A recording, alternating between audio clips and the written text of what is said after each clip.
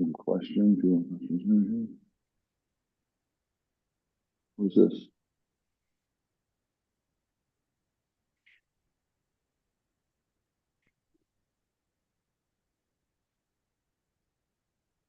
What's up, King? What's happening, man?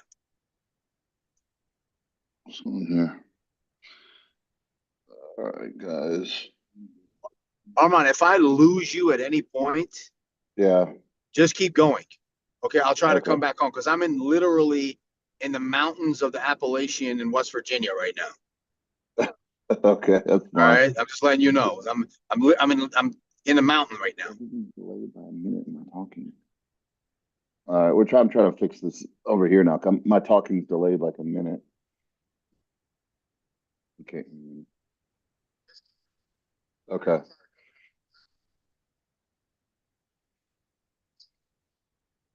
Okay.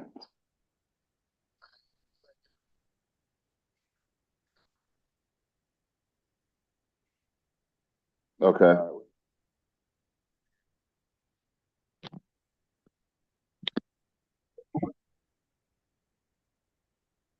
Can you, hello? Okay.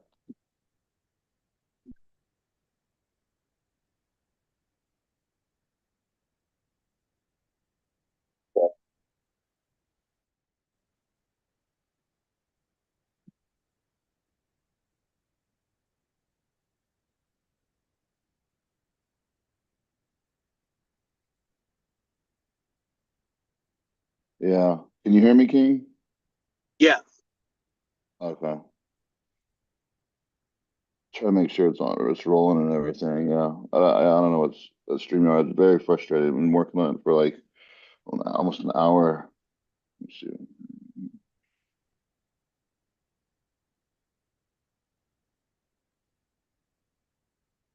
Yeah. All right. So we're on a different app today. All right. All right. Here we go. What's up, King? what's going on, man? Not bad. Technical difficulties today, guys. We use StreamYard to stream, and then their thing was messed up today. We've been working on it for an hour, so we're using what is this? Google Zoom? We're using Zoom. So I had to download all this, so that's why we're late today, guys. Um, what's going on? Like, we got the Dubai Pro coming up. So that's next weekend, right? Yeah, it's the 20th, 20th. Okay. And then 20th, 21st, and 22nd at Dubai Pro. okay. Then what else is going on? I mean, there's a bunch of qualifiers. You know, the NPC Worldwide now has all these fucking qualifiers all over the world, and then some of them are decent, and then some of them literally, my uncle could turn pro. I You know know, it's crazy. You get all these pro cards, and you're like, where did you turn pro? Because it used to be a select. I mean, people are going to Mexico now. I mean, and yeah, these are American competitors. They're going to other countries. What did that the YouTuber guy? Gosh, Eric. His name's Eric. He's a super heavyweight. yeah, I think he went to Mexico, and he just got his pro card in Mexico. yeah. Just like Larry Wheels. I have nothing against Larry Wheels, Right. but he went to what, Ireland or Scotland? Where the hell did he go? Yeah. Yeah. It's like it's like you're doing like a local show, and you get your pro card there. Yeah, yeah. But It's crazy. it's it doesn't make sense because they today, even today's caliber, they can't go compete against anybody today. Like if Larry Wills, if he goes does like classic uh any classic show, he's going to get last place at it. I mean, these guys are good, especially in classic. Right. It's a very hard class, and Well, the problem, I Armand, the problem is that if you or I says anything, we're hating. We're living in right. the past. Hmm. We're just hating on people. But Yeah. my response is, when a guy from my era won their class at the Nationals or the USA, you were already a star. Weider gave you a Yeah. special invite to the Olympia. This is something that a lot of the kids don't know. Every United States, USA, and national champion got an invite to the Olympia. That's how good they were to test Yeah. themselves against the best. And they used to place well, not, not like in the top five, but well, Yeah. because they were stars. But now, the whole tic tac thing, Yeah. you're handing out pro cards like they're tic tacs. Yeah. I mean, it's sad because you don't get to, I mean, in whatever sport you want to call bodybuilding a sport or whatever, I mean, we'll call it a sport. It's frustrating because you look at every other thing, whether football, baseball, basketball, those guys are amazing at what they do. They're absolutely amazing. You even take like one of the worst guys in the whatever league, and they're still a badass, right? Yeah, Like in the NBA, take the worst, player in the NBA. I don't know. I don't really watch that much basketball anymore, but take that person, and I mean they're awesome. But you got bodybuilding. It's like, you know, you can have because over the years, there's been a lot of good guys that haven't got their pro cards. Those guys, those guys today would have been like I always say, like nationals. If you went and saw the nationals like 15, 20 plus years ago or whatever, those top 10 national guys would be would be beating all the guys at the local, or not the Olympia or the Arnold, but the guys at the pro at the nationals would be beating all these guys at the pro shows. That's how good nationals was then. absolutely. And I think the best example that we can give is Lee Priest. Hmm. He was Mr. Australia 2 years in a row, I think as a teenager or something like that. And then there was no IFBB qualifications, no pro cards being handed out in Australia. And then Wayne DeMilia, the president at that particular time, gave him a pro card. He goes, there you go. You're good enough. You're good Yeah, enough to come into the pros. So it's a different world, man. We're just living in a different world. I mean, for these guys, I mean, you can't like get mad at them either because like that's what they do. And if we were competing today, we would do the same thing. Well, we would go do these shows and win and get our pro cards if you could get them. I mean, so it's not like no hate towards these guys. It's just we're just stating the facts. Like people's like, oh, Larry Will's like, oh, this has been my lifelong. What do you mean your lifelong dream to be a pro bodybuilder? Like this guy was a power lifter guy. This guy, people that really dream a lifelong dream started usually when you're a teenager. I know you and me, we were looking at the magazines. We're like, oh, I want to be in there. I want to be a pro bodybuilder. I want to do this for a living. And that's a dream. These guys just pick up like a hobby one day and then they get a pro card. And they're like, hey, I'm a pro. But it's just like, but I what are got a you, great what are they I got a great doing? example I can give you, Armon, that you're gonna love. Oh, at my old residence, one of my neighbors was Don Kaplan. He was a writer for the New York Post. He was real good friends with some of the execs at WWE. And I also knew Stephanie and I knew Hunter from bodybuilding and from just dealing with them in the past. Yeah. So Don set up a meeting with me and the top guys at WWE. We went to their headquarters Mm. and we sat down and we talked. And then Stephanie herself came into the meeting and she gave me a hug. She goes, "How are you, King?" I said, "Good."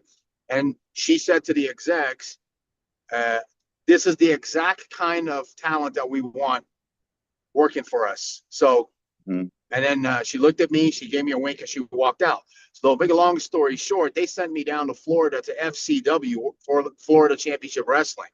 And when Yeah. I went down there, I was there for 3 days. I was supposed to stay there for a week, and then they were going to Oh, tell me, build my character and all that stuff. Armon, what year? after the What year was this? What year wow, was this this? was How old were you? I was right at the maybe 2007, 2008, something like that. Yeah, I think it was back then. And then after the So at the second end, day, later on in your career, like yeah, more. yeah, yeah. Okay. So I was turning around and after the second day there, I kind of pulled aside. One of the coaches there was Dusty Rhodes, may he rest in peace. And I said, "Dusty, this isn't for me." He goes, what you talking about? You're good. You're learning quickly. We love your attitude. You got the look. Yeah. And I was like, Dusty, I'm a professional bodybuilder.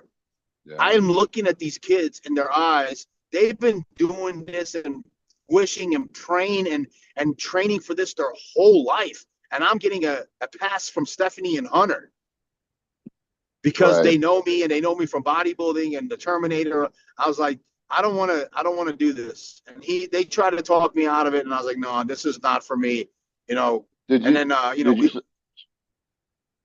so you didn't even got start the training or anything? You didn't even start no, the no, no. training or I, anything I didn't for do it? it. They just wanted. I'll tell you, they put me right in. I mean, they Uh, literally injected me right in the middle of what these guys have been practicing, and I didn't know how to take a bump. I didn't know how to do this, right. and on intentionally, a few of them, not a, I wouldn't say few, let's say two or three of them, they were trying to hurt me. I don't know Oh if yeah. because the coaches told them or they were angry at the fact that because they were surprised that I didn't know any of the moves and any of that, but they were trying to hurt me. Yeah. So I actually, this is a true story. I stopped on the second day. I stopped the practices and everybody, and I said I got something to say, and everybody's like, "What's going on here?" And I said, the next person that tries to hurt me, I'm gonna throw them 15 feet in the air, and I'm gonna break their fucking neck. And Yeah. then a couple of the guys started like smirking, and I looked over at Dusty, and he was laughing. And I said, I mean Mm. it. And guess what? One of them tried it again, and I fucking threw him 15 feet in the air. What's your problem, man? I said, I told you I was going to do it. Do not Yeah. try to hurt me. And that's when I realized that they're going to do this to me because I'm getting a free pass, because I'm friends with Hunter, and I know Stephanie McMahon. Yeah. I know that shit's hard. I So mean, that's like learning how to fall and getting hit, and those guys get beat up, man. Like especially as a bodybuilder, I was definitely, surprised it you. was not, yeah, it was hard. It was definitely hard. And then even the girls there, they were like, they were trying to, put like they were wondering what I was doing there if I didn't know any of the moves and stuff like that. And then I remember one of them was complaining and saying, "Hey, he's going to hurt somebody. He doesn't know any of the moves." And then out of the corner of my ear, I heard one of the coaches turn around and whisper like under his breath. He said, "He's a VIP or he's a something," meaning that I know somebody. That's why I'm there. Mm. Yeah. And I saw the eyes rolling Yeah. when he said that. So I was like, yeah, this is not for me. Plus, there's no Mm. way in hell I'm gonna spend my life away from my children. That's not gonna happen. Yeah. I It's don't care it's glamorized. who's trying to convince me. It's glamorized. People don't understand, how. I had a lot of friends that did wrestle professionally, and it's not a good life at all. I mean, it's like it's a miserable life. Even I know even that for the WWF or WWE went and back even back then, those guys weren't like, they were roughing it out. I mean, they were popular. I mean, I remember I was in junior high. We used to order SmackDown and all that kind of stuff, and pay-per-view. I mean, I loved to watch that Yeah, stuff when I was younger. But um, those guys, you think they were like living it up and all that? No, I mean, they were beating their bodies up constantly. They're not only taking just steroids, they're taking uppers and downers and painkillers and just to get through right. the night because you have to act also and you have to get thrown around and beat up and it's a really you know and they don't get paid either unless you're the top in the world. It's kind of like bodybuilding. The top few in the world make Yeah, money and the rest so it's a pretty crazy life. You watched the wrestler movie, didn't you? Mickey Rourke, did you ever see that? yeah, of course. Yeah, yeah, of course. I still haven't watched the bodybuilding. What's it called? Bodybuilding Dreams or Magazine Dreams or something like that. The one with Michael I don't Hearn know in if it. I've seen that one. The No, bodybuilding I one. haven't seen that one. Yeah, magazine. It had that black guy in it that played the bodybuilder. Yeah, it just came out with Michael Hearn like a couple months ago.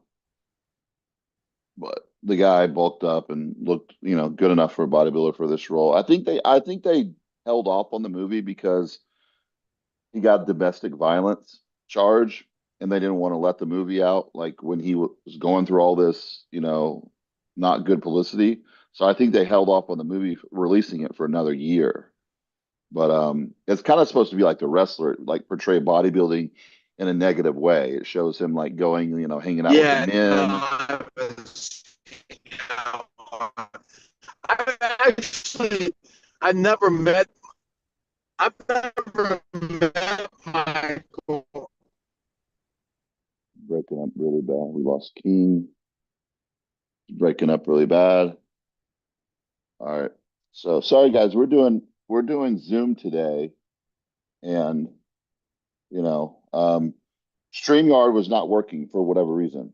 And we tried literally for like 45 minutes to get on. It kept saying, it wasn't working and all this stuff. And we did this like last minute, like downloaded Zoom, and we're roughing it out on here. And then King is driving, so we lost Yeah, King. I'm back. Can Yeah. you hear me? Yeah. At first it was like your voice was like distorted for, I don't know, I would say 30 seconds. And then we're Yeah, roughing it, you gotta we're let roughing it today. you gotta let the fans know that I'm in the mountains of Appalachia right now in West Virginia. Well, I don't like this Zoom either. I like the StreamYard better too. I don't like using Zoom for this. I've used Zoom for other podcasts with people, and it's not. I don't think it's the best quality, and even on like if you look it up, it's not like the best to stream a podcast on. StreamYard is a lot better than Zoom. Yeah, we gotta Zoom, smack StreamYard around. yeah, it wasn't good, but um, I heard have you heard the rumors of Rami coming back? He put some I've like heard I that think a too. teaser up. Yeah. Yeah, I heard that. Yeah, I don't know.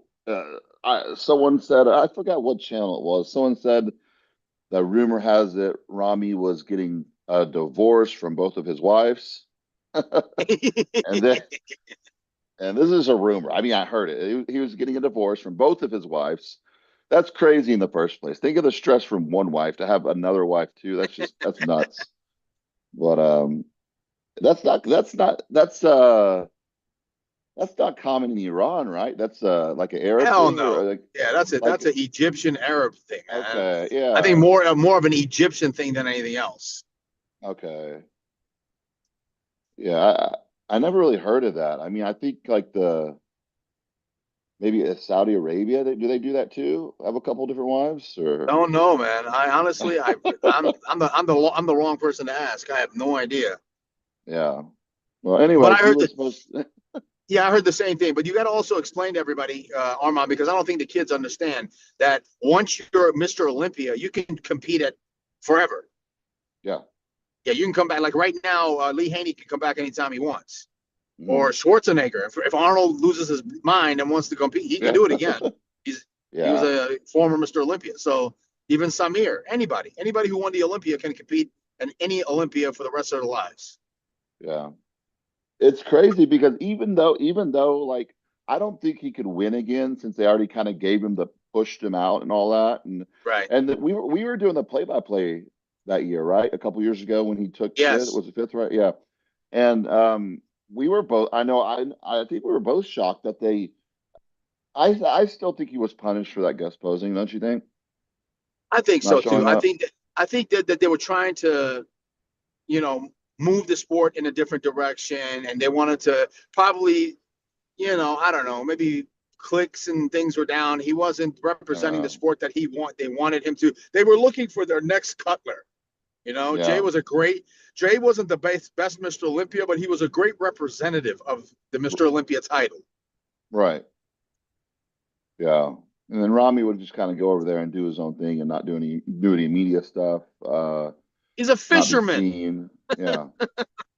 I mean, you got to understand, Yeah. in the core of who he is as a Yeah. person, he's a fisherman, just like his father and his father Yeah. before him, and they're fishermen. Yeah. And he got some serious cash now from, competing. But it would be fun to just see him come back anyways, even if he placed like, out of the top five, just to have him back. I mean, just the excitement of people going to the Olympia, that would draw tons of people there. Oh my gosh, Big Ramy's back. He would still come in. I know that his lats were an issue where they were just, atrophying, and that kind of stuff happens as you get older too. And I think Ramy is what, 40 this year, I believe, or I think he's 40 this year. He turns 40. But You know, that stuff happens. Things start atrophying. The body gets beat up. You can't do anything about it, no matter what therapy you do. It's just that's just part of the bodybuilding. You know, certain muscles start disappearing and atrophying, and you can still stay big. The body just doesn't have that same fresh pop and look, unfortunately. But I know he tried the stem cells on his lats because, literally like his lats just raised halfway up. And Right. it happened to me too. I have nerve damage in my neck and back, and that's what happened to me too. So, I mean, I get it. It's frustrating. Whatever you do, whatever exercise you do, you can't even feel it in your lat. And it's just, but him still coming back, that would be, fun to watch. Is he going to do it? I mean, he's the one that hinted at it because he put like a teaser up and said, I think, he said he had another Olympia in him. So this one guy said, it's weird. The comments aren't shown here, but I could read it from my phone. It says it's weird. My internet's been weird today too. Um, this one guy says it's normal in Iran. The religious people do it if they can afford it. It's more of an Arab thing nowadays, but normal for rich folks in the Middle East, having four wives, that is. Yeah, I don't know. I don't know any. I have Yeah, I family don't in know if Iran, this and guy knows what he's talking about because I don't know anybody from Iran who had more than one wife. yeah, Sounds a little weird to me. yeah. I haven't heard that. I know it was common for people to just leave their families and start a new family. I mean, that's what happened. My father, his father did to them. He just left the family and started a new one. Yeah. Which was Well, shitty and that's one thing that I can. That's one thing that I can attest to. That here in the United States, when you get a divorce, the woman gets everything, uh-huh. right? Yeah, Not in Iran, not in the Middle no, East, not. I know for a fact that not in Iran. If you go to divorce court in Iran, the first thing that the judge will tell you is, well, why don't you start wearing some makeup, wear sexy yeah, dresses, and please your man more. yeah. That's what will happen if that happens. And a lot Hmm. of feminists and everybody's going to turn around and say that's bullshit, this and that. Well, that's just the way it is over there. Yeah, it is. I I mean, mean, that's what happened. My grandfather would. I only met him like once or twice. He still took care of financially my dad and his brothers and all that, but he started a new family and all that. But once they got divorced, yeah, it's not like she gets anything. He let him have the house though and everything. It was a huge house. right, And my uncle and aunt still live in it, and they're stubborn. It's funny because my dad was supposed to go over there. My dad hasn't been there in like 30 years, but he was supposed to go over there because they wanted to turn the house into like apartments. You could put like I think like 6 or 7 units in there and be making like tons of money. But right, his sister didn't want to move out because she's like older and crazy and thinks that they were just going to kick her out or whatever. So it was just like they're not complying with right, anything. right. So they're eventually going to have to get an attorney because they're not even on the the, the name of the house. And then so you have to, and they asked them, hey, can you put our names on there? Why were they taken off? And they said no because you're going to kick us out. So they have to go through all this drama with the court, and so things are very different over there than here, the laws and Absolutely, all man. that. But I Absolutely. wouldn't go. I've never been there, King. I know you've been back since you moved here, or no? Yeah, I went back about 11 years ago. I was there for 3 months, Uh-huh. and I mean, listen, but I can't really give you a honest review of what I experienced because I was with the 1%. Yeah. I was with the rich kids, and the things that I Yeah. saw was ridiculous. Like I was at a private underground parties and at mansions, and I mean, I Mm. saw shit there that you will never, you can't imagine. But that's Right. not what the country is like for real. I didn't get to see, Mm. and I did like about 30 seminars, and every town I went to, they treated me like Michael Jordan. So I was like in heaven. Yeah. But that's not really reality. So but I had a great time.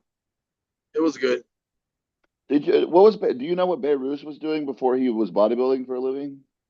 I You know? don't, but I know that his entire family, they're genetic freaks, all of them. Hmm. As a matter of fact, his cousin is competing at the Dubai Pro too, and he looks exactly like Behruz. He's not as thick as Behruz, but he looks like him. They have the same Really? structure. They have the small waist, the flaring lats. Yeah, it's crazy. I didn't even know it either. Which leads us to the Dubai Pro. Okay, so the Yeah. Dubai Pro is looking pretty interesting now because this is something that I actually I did a podcast with Behruz, Hmm. the Iranian podcast that I do, He's and learning English. He's learning a little bit of English, right? yeah, he's pretty good. Yeah, he communicates with Milos in English, so his English must be decent, right? Okay, good. Right. So yeah, so he was like, everyone is saying this is his show. It's your show. I told him different. I said, bro, you can't think like that. You know what Mm-mm. I'm saying? You don't know. Rubio's coming. Nathan Diasha is coming. We're not Yeah. sure if Martin Fritzwater is coming. No, he's There's going to be yeah. competition there, and let me tell you something. If Behruz is not 100%, Nathan Diasha could take it. Oh yeah. I saw a video of him running through his compulsories yesterday. He looks good. Yeah, he's consistent too, and he can sneak in there, and it's not it's anything can happen with bodybuilding, so he's got to understand that. Yeah, Martin was gonna do it, I think, but then since he had his last bad showing, they decided, I think, hey, he needs to rest his In body and Okay. focus on the Olympia. Some more people messaged. There's a lot of stuff going on today with the internet. Like a lot of servers are down, and people are having trouble with other Google hosts and other websites and servers. So whatever, it might be a fluke today or whatever. But The cyber yeah, attack, man. I know the yeah. cyber attack. They attacked a whole bunch of food places all over the country that are half. They're not getting their shelves packed right now, so there could be a cyber. And not to mention the fact that we're about a stone's throw away from World War III if Israel attacks Oh, Iran. So yeah, that's no. another thing that's about to happen. Whew, scary. It is scary. It's very scary. And you know what's even scarier than that? I was talking about this, and I know we don't want to get into too much of it, but I'll just mention it. I'm not one of those people who believes in the crazy things and stuff like that and conspiracies, but anybody who knows who Nostradamus is, the guy who predicted a whole bunch of things that are going to happen, he was a mystic and all that stuff. He predicted Hitler and the world wars. Well, one of the things that he predicted was that a smooth talking white guy from the West is going to come along and he's going to, capture the country, and then a lot of people are going to go start following him, and then he's going to start World War III. Well, that sounds like Trump to me. I mean, I'm just praying and hoping, because I don't know if a lot of people understand, man.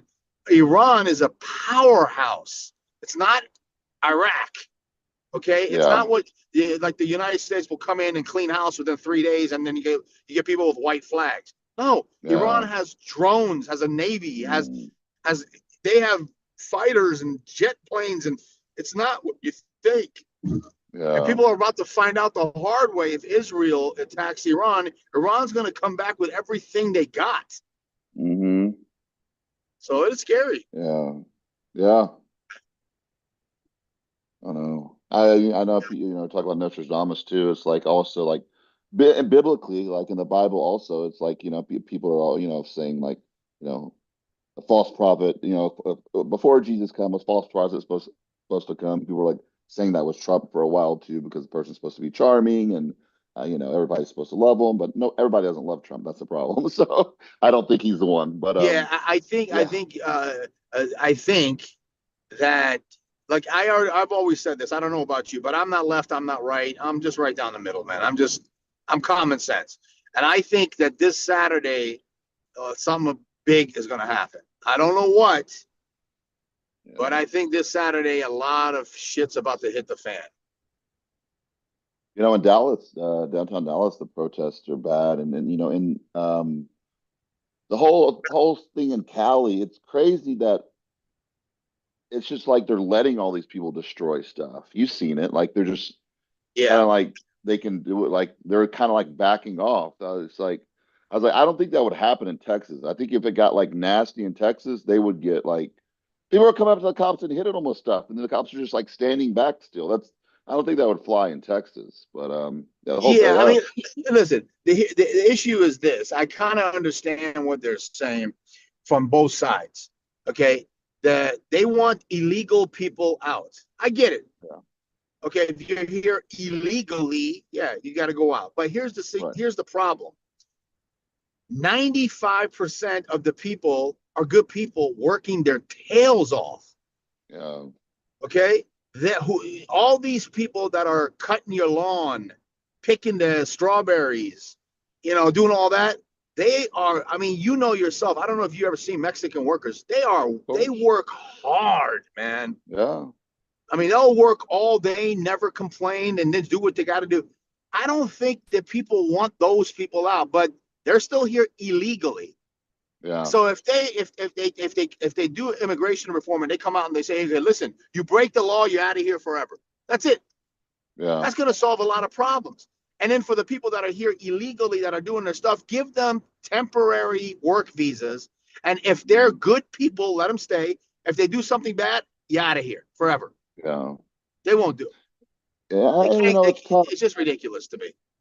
It's tough. It's like we can't go to other countries illegally, obviously, and um, all the people did come over here, and even my dad, when we had the restaurant, all of them, we had illegals working there, whatever. It's just, in the kitchen, and then they were good, decent people. We got to know them for 25 years. They were working there, 20 years. 30 years, my dad had the restaurant, but it's just, it's hard because you see all these, families being, ripped apart and, things, but it comes down to the bottom line again. Well, you're still here illegally, other people came here. Like my dad came here illegally. Other people came here illegally. I mean, your parent, it's just, it's a hard one, and it's like, Yeah.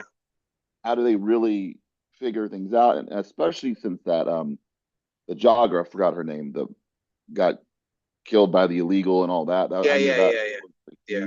was a Yeah. huge deal. And it is scary. I mean, you can come over here, so they commit a crime, they can just go right back, over to Mexico or whatever. So and it's a tough one.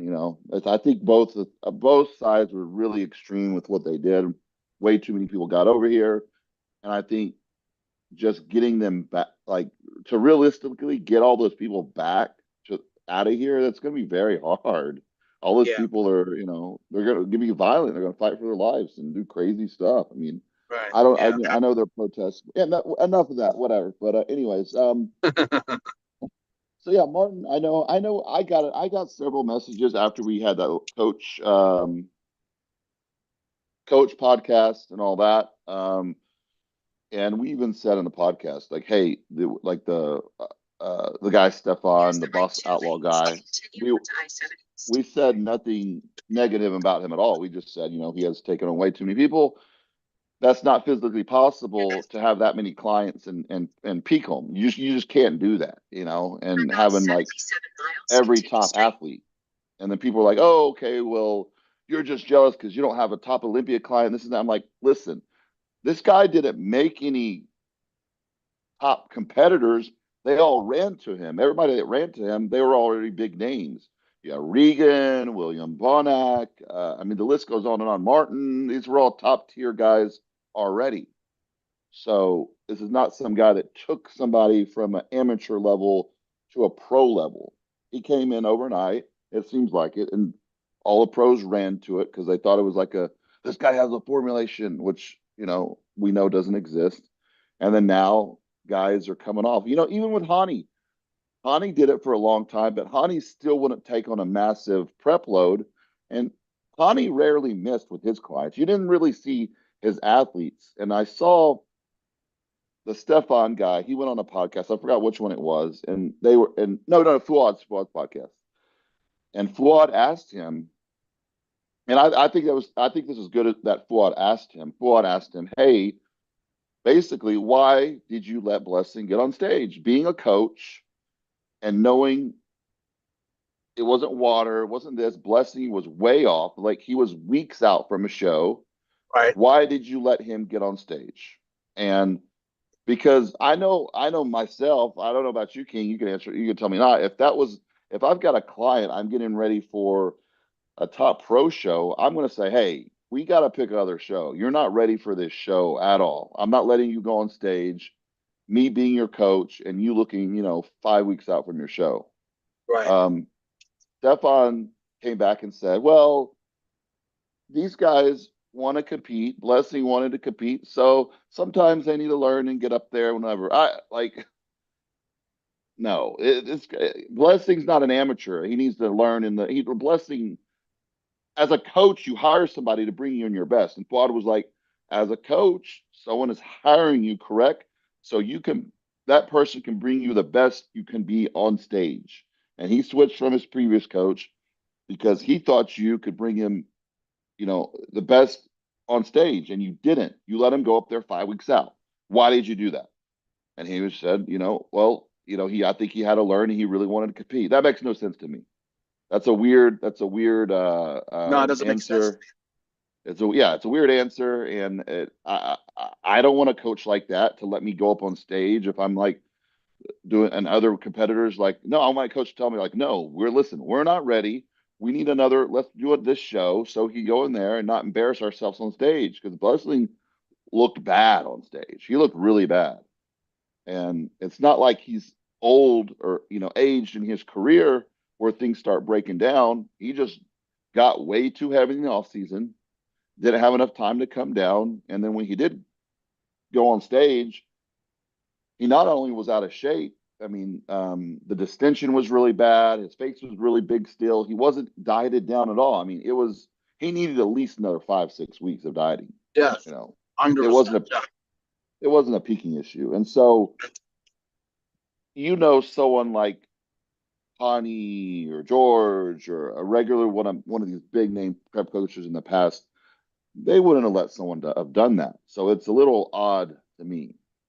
So, and then he kind of talked, Todd's like, I'm just being like playing devil's advocate. I'm just asking like why you let him on stage. Like I'm just trying to understand because most other people wouldn't do that. And he just kind of makes excuses and dances around it. I mean, he's just like, listen, your guys are off. You're taking way too many clients. You can't handle that many people. And I was under the impression like the guy had no kids or family, or maybe that's why he had more time. And he does though. Apparently, he has a daughter and a wife or something like that. So you have family and you have all these top tier clients now that came to you, and they're all doing the same shows and shows around the same time. You're going to have people that's going to miss. You're going to forget about people, and maybe he forgot about Blessing. Like, oh shit, we're 3 weeks out, and he looks 8 weeks out or something like that. You Right, just can't do it. I don't know right. I don't know your load, the most you ever took on, but I know back in 2013, my client load was my competitor load. I had, I think, about 40 competitors, just like Yeah, competitors, that's not crazy. counting other clients. And I couldn't do it. It was too much. And I was on my phone nonstop, like constantly. And I got Yeah, I remember. burnout and I remember Fakri used to say that to me too. Fakri used to say, "King, I am physically sick," yeah, meaning like his immune system would shut down and he would catch a cold every other day, and because of the amount of clients that he had. And I was like, well, then stop. He goes, I can't help it. I want to help people because we've had Fakri on OGs before. hmm He's a really really nice guy, and he really really loves the sport and wants to help people out and stuff. But there's a limit to everything. That's why when I do my Instagram live, I always make it like I'll tell people, I'm like, listen, I got 4 clients that are competing in the next 2 weeks, so I have 4 spots opening up. After that, I'm going to cut it off again. So if you're interested, contact me now. And they're starting to pick that up, and I get contacted and what have you. But to have that many clients, no, it's impossible. It's impossible to give them everything you got.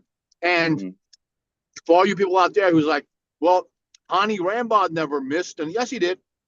Many, many times, Phil Heath, even the years that he won, would come at prejudging and he'd be off. And he'd come Mr. back Saturday Saturday night. night. That's why they called him Mr. Saturday Night. He would come Mhm. back, they would make the adjustments, right? Yeah, I'll give you yeah. another example. I had two clients compete this past weekend. One at the Atlantic States, one at the pro qualifier. Seppi, the figure competitor last week, won the overall. Fantastic, on the money. At the pro qualifier, she got second. What did I do? I took full responsibility. You know why? I'm the coach. I made a decision on Monday and Tuesday and Wednesday, 5, 4, and 3 days out before the show, and I manipulated her sodium a way that I'm used to, but she was competing back to back, and I wasn't sure how she was going to react because this was the first time we were working together. So it was my fault that we didn't come at 100%. We were at 95%. Okay, but I took full responsibility. You think people do that now? No. Oh, No, no. I went on the podcast and I said it. I went on Instagram. Instagram, I said it. I said it on all the social media platforms. I said it was my call. She had nothing to do with this, and this is what happened next. But I learned, and afterwards, she wasn't upset. She goes, "It just wasn't my time." And I was like, "No, the next pro qualifier is in October, and I guarantee you're going to walk out there and get your pro card because now I know your body. I know how it works." Yeah. And my other guy, Jimmy, hands down, cleaned his class white lightweight. He's going to probably get his pro card at the Universe next week. But his conditioning was off the charts to the point where Victor Martinez and all the other pros in New York went up to him after pre-charging and said, "Damn, kid, that's what I'm talking about. That's conditioning." And he's like, "Yeah, I'm one of King's clients." And they're like, "Oh, okay, now we get it. Makes sense." Yeah. Yeah. I mean, I get it. You go to a coach, and these people, if a coach doesn't have them like what they're thinking they should be the first time, they switch coaches right away. But Blessing wasn't a peaking issue. He was just way out of shape. So that's a little different. But yeah, Hani had clients. That's why I texted Palumbo. I told you that. When he posted his Yeah. pictures on RX Muscle, I texted Palumbo. I'm like, "Dave, he looks like he's 5 weeks out. Why are you promoting this guy saying, 'Oh, wow, look at this'?" And all he wrote back to me was LOL. Everybody thought, I mean, a lot of people thought it was Blessing trolling people since he has that internet personality and does all that. They're like, he's trolling people. And unfortunately, he wasn't. That's really how he looked. Yeah. 2 weeks out from the show. It's like, so unfortunately, no, I don't know. I just don't understand why he went on stage that way. I would just look in the mirror at myself, and at that level, you got to have enough to be like, man, this is not okay. I mean, Yeah. everybody that I think competed, we've all had bad dreams that we've got on stage and we're out of shape and what are we doing up here and all these crazy dreams like that. And that's, something he did. And I don't know why, but yeah, I mean, even Hani, he would have guys, or a lot of these top name coaches, they would have there's certain pro guys, but then there are other pros, like let's say a Chris Aceto for a second. Like, hey, who do you have in this show? He'll name two guys. Oh, I have this guy and this guy, but he really has like six guys. But he knows those guys aren't going to do well, so he doesn't Right. say they're his clients. And so, I don't really like all that. I like people being transparent Every and coach has their thing. Every coach yeah, has their personality. I love Aceto. I get along with him. yeah, I always do, impressions for him, and he dies laughing. Chris's thing is, Chris always says he's, like when he said, "Wait till you see Derek, you'll never see that kind of," and he says that all the time. I'm like, all right, well, he looked like he was off to me, but yeah. that's Chris's thing. Everybody's got to wait. Listen, it goes back to the point that we were trying to make with the coaches episode that we did. You have to match your personality with your coach. Mm-hmm. So basically let's say it one more time, Armand, so everybody understands, everybody gets the point. There's nothing that George Farah knows that Hani doesn't. There's nothing that Hani knows that I don't know. There's nothing that I know that Chad Nichols doesn't. We all know the same stuff. It all comes down to communication, okay, and knowing how to distinguish one person from another person. Not everybody, once you figure the formula out on a specific person, then it's easy.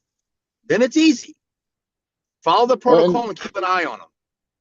and every coach has their own deal. You got your one coaches that they want to be known for the clout. They got to be in every picture with the client. look at him like that in the background or whatever, all that. Like I'm prepping a guy right now. He's really, really good. He's doing Texas Pro. He's a classic guy. He's really good. And I'm not even, I was like, dude, let's not even tell people I'm coaching you right now. Let's wait till after Texas because I don't want all the drama that comes with it and all the shit talkers and all that stuff. Like, I don't even want to deal with that right now. So let's just do Texas and I'm going to get you, but you're going to look better than you did there at your last show, a lot better. And then you can, say all that. I'm not one of these people that need to be like, oh, yes, I'm this person's coach and this and that. Like, I'm not going to not take someone or go what the a lot of the guys did that they cherry pick their clients. They go pick these guys, or they might prep these top guys for free. So you get this guy and this guy that are out that anybody could prep, like a Phil Heath or whatever, that is going to be amazing on stage.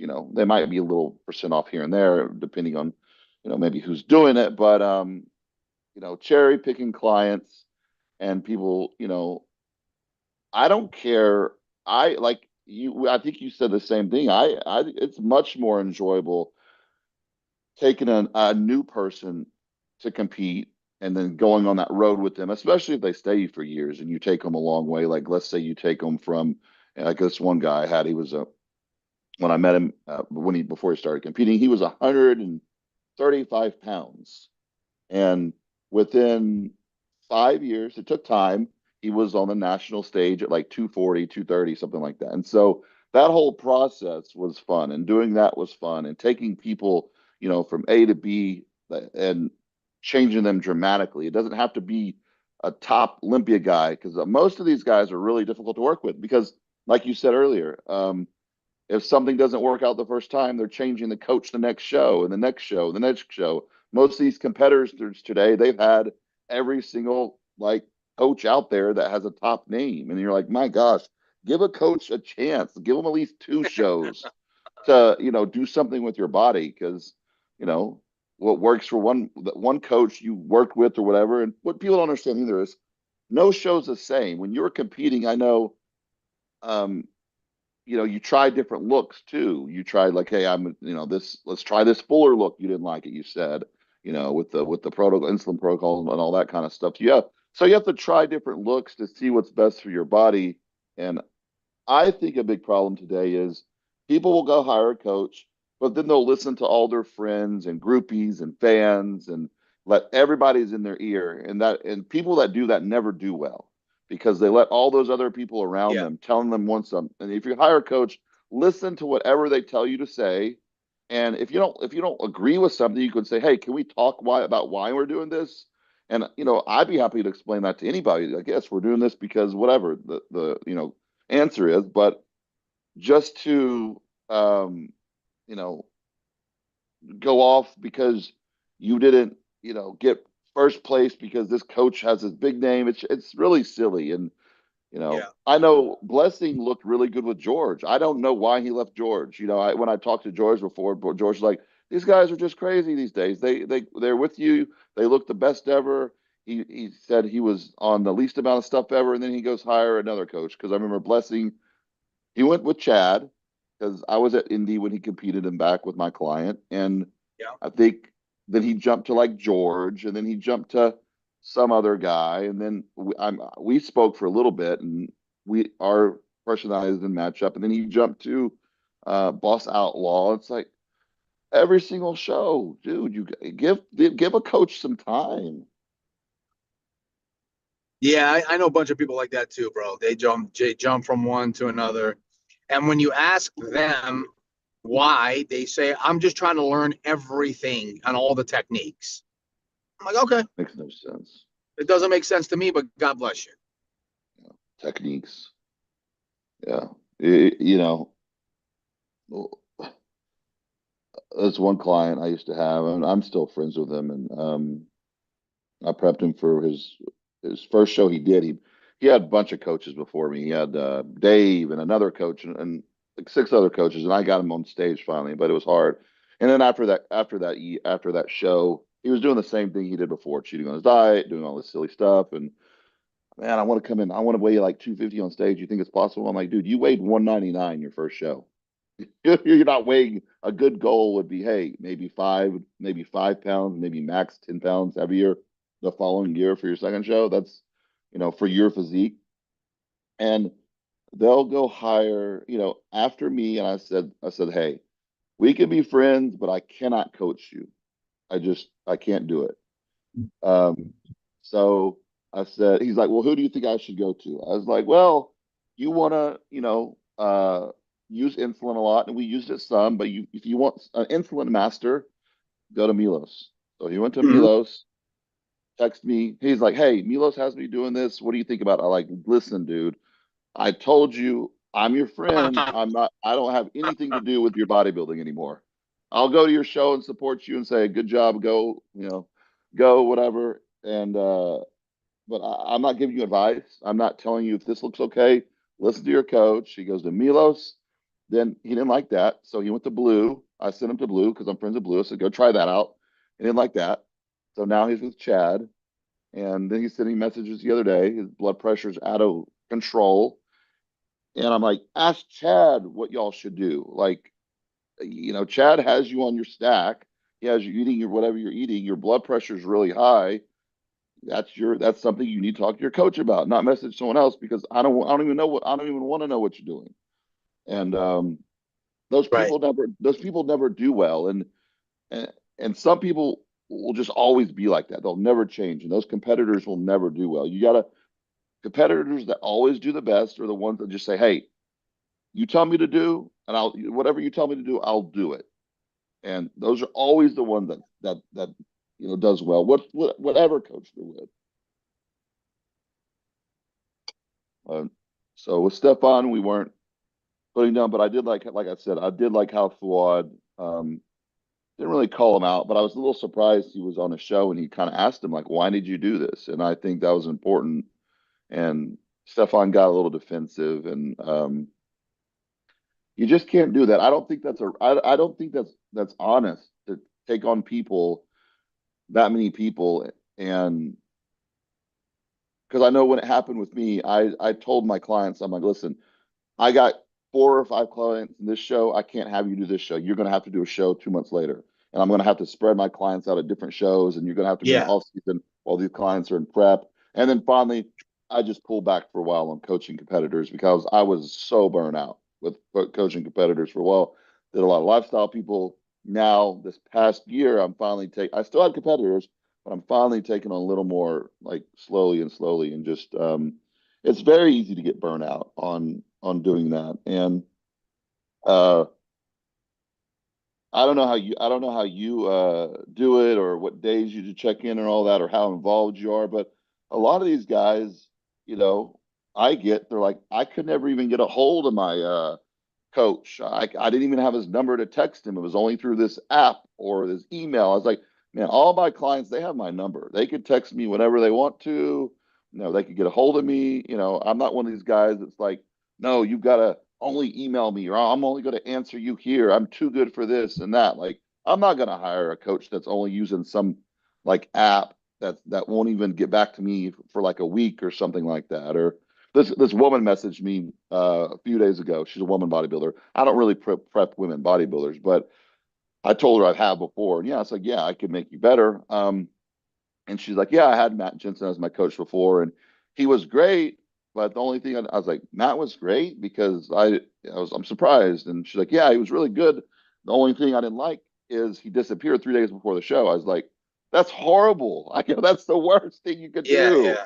Yeah. How was he good? She goes, well, yeah, you're right. I didn't know what to do before the show, and I messed up everything because I like that's the.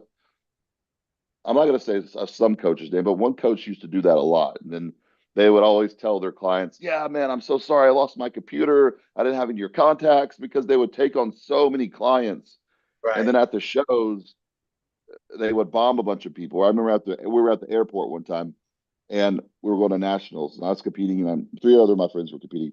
They had the same coach and they all had their program. We're talking about their programs, what they're doing. They were all doing the same exact thing.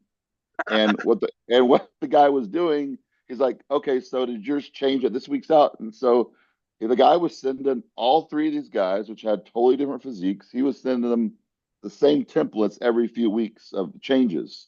like not not looking at their bodies or anything, just sending them a cut and paste cookie cutter deal. Like, okay, up your clean a little bit, up your cardio a little bit, the normal diet stuff that you need to adjust accordingly to that person. He just sent them all templates, and they were so mad. It's just like you got to be careful who you hire, guys, and that's why when you go after these big names, like you know, look what Matt Jensen did. I told everybody this is what this guy's going to do. I said he's going to come in, he's going to max a lot of people. He's just going to drug a lot of people up with as much drugs as possible. He's going to be attentive to them. And then when it doesn't work anymore, he's going to leave and disappear. That's exactly what he did. He had all those guys coming way off. He stopped caring about them. He started making a lot of money with this other supplement company and this, and he just jetted and he left bodybuilding completely and said, I'm done. And a lot of these guys that thought they were like family really found out they weren't. And it happens on both sides with coaches. I know you've had clients before where you've probably put in a lot of effort and a lot of extra time with them because you really want to see them succeed. And then they just go run off to another coach eventually. And you're just like, why would they do that? We were doing great. It's just mentality of certain people. It's really weird. And you can't always blame the coach either because the competitor's not listening a lot. So the competitor doesn't listen. What can you do? And so we lost King for a little bit, but we'll see if he's back. Yeah, there you are. I'm back. How long is that drive? How long is y'all's drive? About 5 hours. Oh, jeez. Yeah. You drive a lot. Well,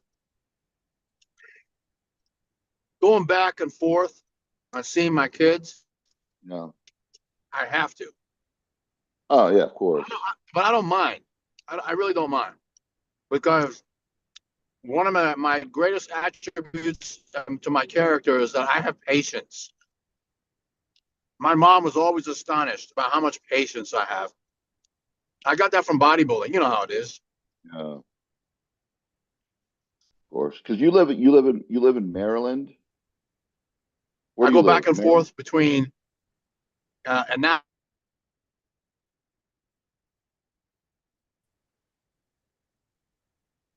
You broke up, King. I didn't hear anything. Yeah, I said I go back and forth between Annapolis and New York. Okay. And then were there specialists out in West Virginia? That's where Yeah, the yeah, best yeah, doctors yeah. were. Oh yeah, Okay. yeah. The best in the country. Okay. Yeah, the absolute best in the country. Yeah. It's just like It's here we great get. to. Go It's ahead. great when you go and you speak to a team of doctors that are legit. Hmm. You know, because you know as well as I do, 95%, even more than 95, 96 and 97% of doctors out there, they were just kids that went to school and got good grades. That's Oh it. yeah. Yeah. There's 4 or 3 or 4% that are real MDs. I mean, smart. I always tell people this. I'm sure you'll agree with me. You want to go to a good doctor, find out who the NFL sends their players to. Go to that Hmm. guy. Yep. You know, when I had elbow issues from a photo shoot that hit me to press 10,000 pounds of show, my elbow hurt for years. Nothing was helping until I went to Dr. Scott Rodeo at the Hospital for Special Surgery in Manhattan. That's Yeah. where all the New York Giants go to. Hmm. And it literally took one session with him and he figured it out. He told me what to do. He relaxed me. We talked about golfing and I mean, he was the coolest guy in the Yeah. world. And he goes, relax, I got you, blah, blah, blah, blah. That's a real fucking doc. And this team here was the same thing. Same thing. It's true, man. I did OR repping for 2 years. If people don't, that's an operation room rep. Because when I got burnt out on prepping people, I'm like, I've got to take a break from prepping people. I could keep about maybe 10 clients, but I'm so burnt out because I remember I started when I started competing at 18 just for fun. I did my friends for the first year, and then my friends were like, dude, you're really good at this. Why don't you make a business? So I started full time prepping people at 20 years old, and people that were above my level were hiring me. And so I did it for a very long time at a young age. I was like, do. So when I was doing OR repping, you're in the operation room and you're bringing all the stuff that they put in the people, whether their spine, their knees, their shoulders, and all that. And so it blew my mind away what these doctors did during surgery. Um, they would make fun of patients on the table. They would be hitting on the nurses the whole time. Dude, I was in this one case, and this guy, I think he was getting his knee done, and this surgeon was nuts, dude, like just out of his mind, like a soulless, just horrible guy, and he the guy's blood pressure went up, and so he started bleeding everywhere. So it was like literally all over the floor. And so he was screaming at the anesthesiologist. This doctor gets up, he's kicking the table that this patient is on, uh, with his knee cut open, like going F F F, and Wow. I'm like, what is going on here? And like it was crazy. And so you see other doctors be like, man, he did something that wasn't sterile, and they would literally say, oh, well, we'll be back for another surgery, and that's more money for me. It's evil what some of these guys, they're not looking at a patient and going in like, man, I really wanted them to have the best outcome possible, whatever surgery we're doing. They're looking at it as like a job and a paycheck, and they don't give a two shits about Right. that person. All you got in a lot of these surgeons, you got to remember they don't have bedside manners because they go to med school and all they're doing is books, books, books. They don't have any Right. social life or anything like that. So once they start becoming a doctor, and then of course, my wife, she works at the hospitals, heart hospital, one of the best heart hospitals we have in like DFW. She only still does PRN a couple of days now, but a lot of these doctors, she's a PT, she rehabs the people from the heart surgery. So a lot of these people having heart surgery, she knows they shouldn't even have surgery. Like they're probably going to die during surgery, or after surgery, they're not going to recover because they're too old or conditions too bad. Instead of the doctors telling them, hey, listen, surgery is probably not your best bet. Just keep on living your life. And, it is what it is. Your heart's in this condition. No, they'll do the surgery. And then this patient will be, in the hospital for, 6 months or whatever and not even make it. It's horrible. And so, like King said, you really get, it's not spoken about enough. People will just trust whatever a doctor says, and you Yeah. can't. I mean, I've dealt with medical malpractices in my family before. Literally, my mom, she had stage 4 cancer. They did a CT on her. All her bones were lit up. That means cancer is in her whole body. And this surgeon did a mastectomy on her. And because she was like, oh, it's just stage 1 cancer, we're good. And then after the surgery, the doctor comes back in the room and I'm asking her questions and the questions. She won't look me in the eye. And I know something's like seriously wrong. Right. And she's like, well, we saw some stuff in the lymph nodes. We didn't know it was going to be there. So all this surgeon had to do was look at her freaking scan that was sent over to you for her other oncologist, that the cancer was already in her body, her whole body. There's no point to even do a mastectomy because you're removing something that you think the cancer just localized in at, and it's crazy. You have to. I always tell people go get second and third opinions if you're getting cut open for even a orthopedic surgery.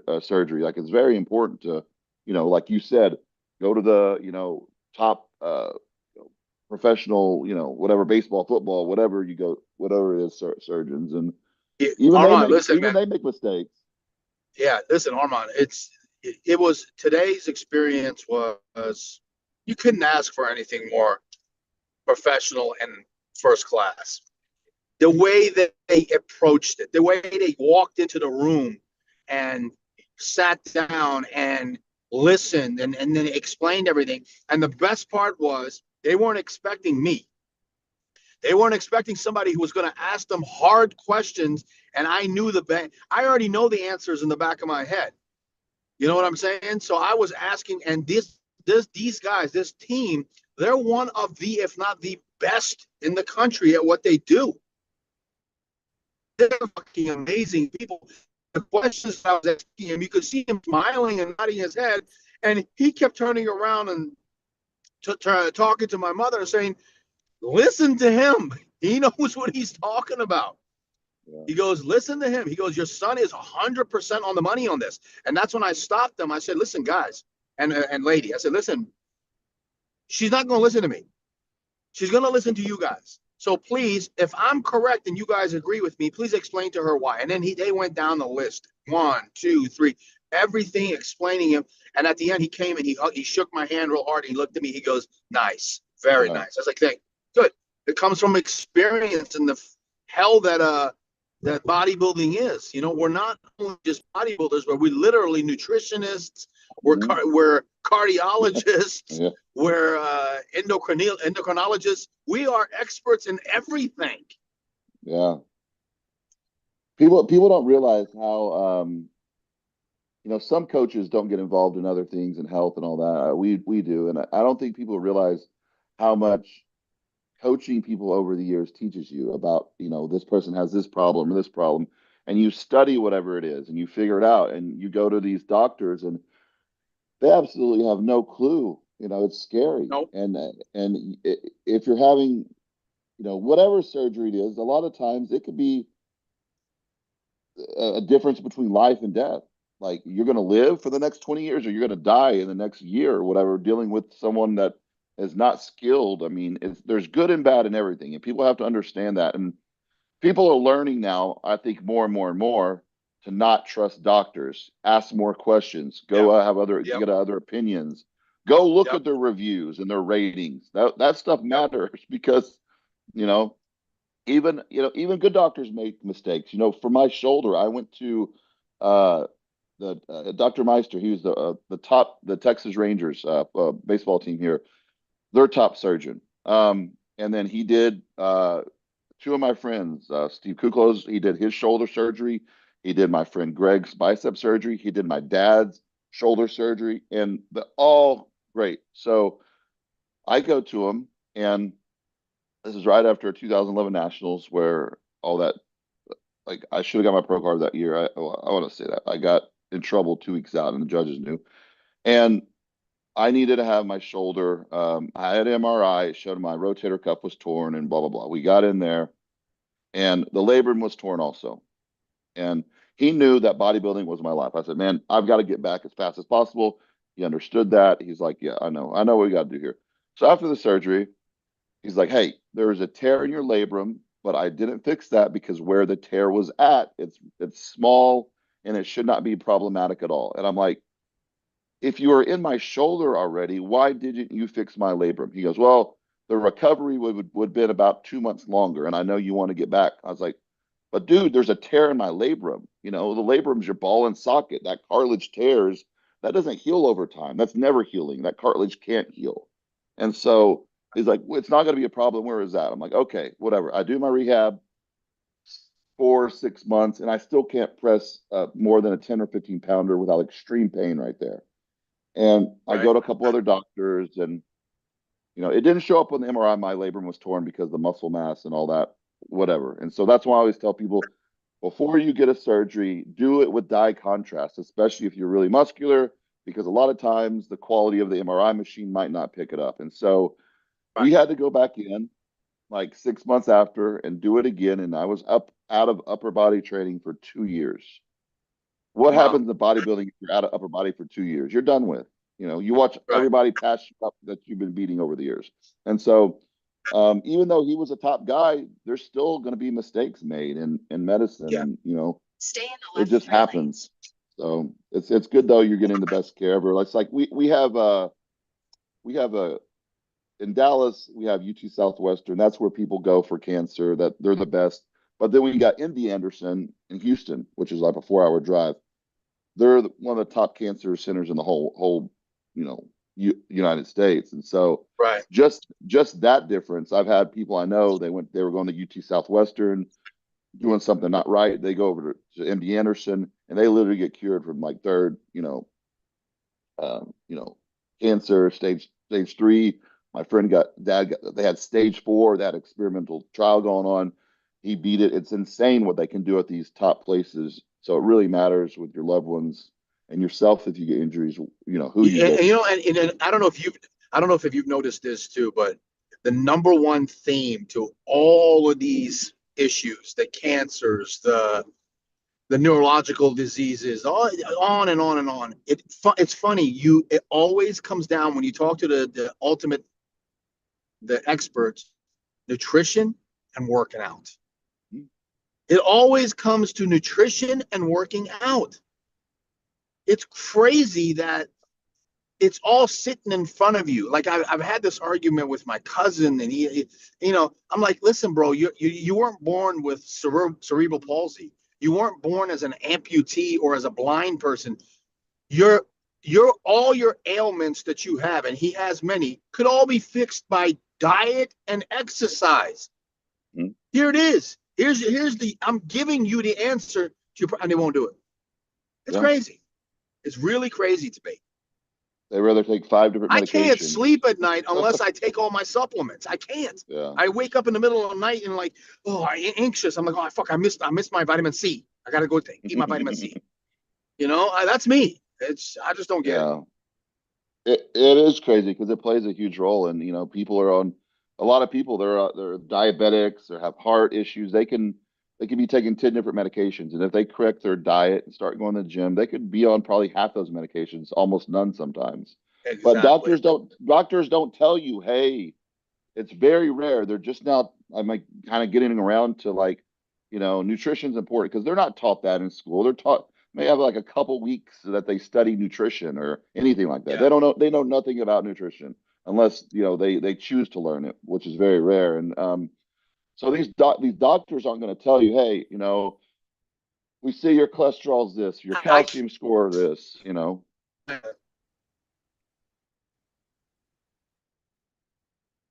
breaking up a little bit. Instead of correcting it by, hey, let's start following a good diet.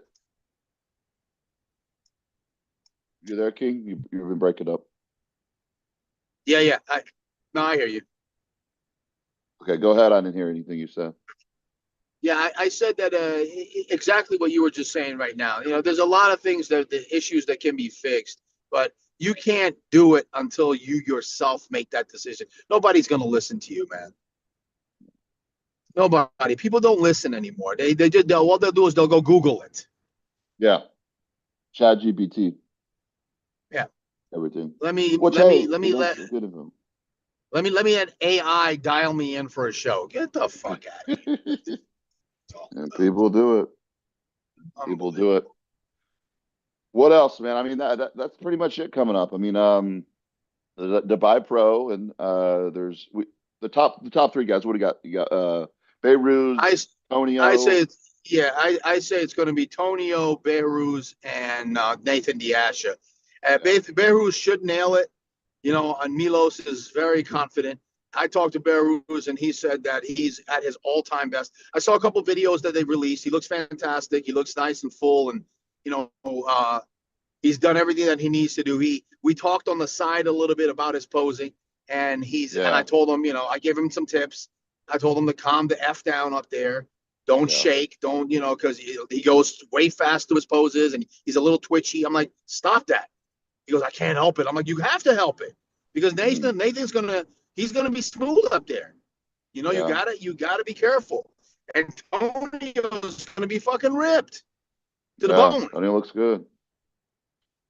Yeah, you look really, really good. But here's now let's tell them who we wanted to have on this week. We wanted to have Mr. Marvelous Melvin Anthony, but Melvin couldn't. We had a hard time getting a hold of him. 30 minutes before you sent me the link for today's show, he finally texted me. He goes, yo, what's up? What's good? So Melvin, I'm going to kill you. How's that sound? Hey, well, it's good he didn't come on today because all the difficulties we had from the StreamYard. So we'll get him on. We're going to get him on next week. I'll contact him as soon as I get home. As soon as I get home, I'll set everything up for Melvin next week. And that's going to be an amazing show because Melvin's fun, number one. Number 2, he has no filter. Yeah. And which makes things even better. And and me and him we go way back, and we have a love-hate relationship, but now it's love. So it's all good. Good. Well, that works out, man, because guys, again, we're sorry about today. We started late and we're using a different streaming place because StreamYard was messed up. But like I said, people messaging me earlier saying a lot of platforms are messing up today and whatever. Like King said earlier, who knows what's going on with all the cyber stuff and all that. But we got on here, we did it. Anything else, King? No, man, we're good. Have a great weekend. Be safe, and Yeah, you too. let's rock and roll next week, man. Cool, cool. Have a safe drive home. Thanks, man. Talk to you, brother. Later, bro. All right, Yep. later. Bye bye. Bye.